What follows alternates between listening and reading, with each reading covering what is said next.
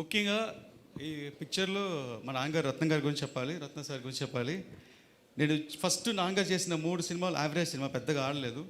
అప్పుడు నాకు ఇంట్రెస్ట్ ఉంటుంది సినిమా మీద కాదు. సినిమా అంటే ఒక టెన్షన్ అయిన పని అని ఎప్పుడు ఇంటికి వచ్చినా సినిమా తీయొద్దు, మీరు సినిమా ప్రొఫెషన్ వదిలేసి వేరే సినిమా తీస్తా అనేవాడిని. అప్పుడు కర్తవ్యం ఒక సినిమా చేసి ఛాలెంజ్ చేశారు, ఈ సినిమా హిట్ కొడతానన్నారు. ఫస్ట్ టైం కర్తవ్యం హిట్ కొట్టినప్పుడు ఆయన ఫేస్లో ఒక బ్రైట్నెస్ వచ్చింది. అది ఫస్ట్ హిట్ ఆయనకి. ఆ ఫస్ట్ హిట్లో ఆయన ఫేస్లో వచ్చిన సంతోషం, బ్రైట్నెస్, దాని తర్వాత చాలా హిట్స్ ఇచ్చారు. కానీ ఆ ఫేస్, ఆ స్మైల్, హ్యాపీనెస్ ఇంకా ఏ సినిమాలో చూడాల. ఏదైనా సినిమా హిట్ అయితే హిట్ అని కామ్గా ఉండేవాళ్ళు. అంత ఎక్సైట్మెంట్, అంత హ్యాపీనెస్ చూడాల.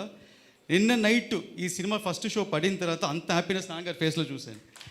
అది యూట్యూబ్లో చూశాను, వేరే ఎక్కడ చూశారు. నేను మళ్ళీ ప్లే చేసి చూశాను. అంత హ్యాపీనెస్. మళ్ళీ ఇది ఒక ఫస్ట్ సినిమా అనుకొని అంత హ్యాపీగా ఫీల్ అయ్యారు.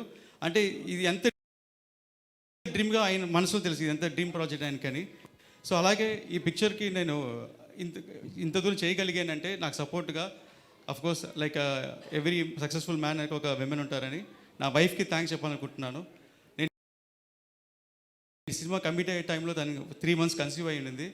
కరెక్ట్గా తను చెన్నైలో ఉండిపోయింది, నేను హైదరాబాద్లో ఉండిపోయాను. సో నేను ఇద్దరు మీట్ అయ్యే పరిస్థితి, బికాస్ తను ప్రెగ్నెంట్గా ఉంది కాబట్టి నేనే వెళ్ళి చూసి రావాలి.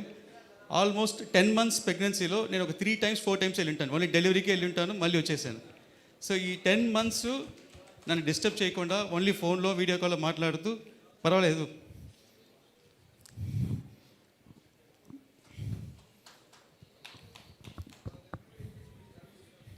ఈ పిక్చర్ ఇట్టు కొట్టిన అంటే అని చెప్పి సపోర్ట్ చేశారు. చాలా thanks Aishwarya.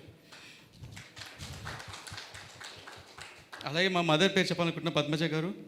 Cinema 2 times postpone అయింది. దాని తర్వాత పిలిచి వార్నింగ్ ఇచ్చారు, ఈ సినిమా రిలీజ్ అయ్యి హిట్ కొట్టుకొని ఇంటికి రాకొద్దని. సో ఇప్పుడు ధైర్యంగా నేను ఇంటికి వెళ్ళొచ్చు. థ్యాంక్స్ సార్, ఇంత పెద్ద opportunity, life changing moment sir. Thank you so much sir, Pavan sir.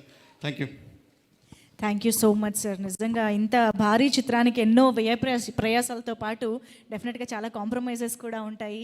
Thank you so much Jyothi Krishna గారు, ఇంత అద్భుతమైన చిత్రాన్ని మా అందరికీ అందించినందుకు.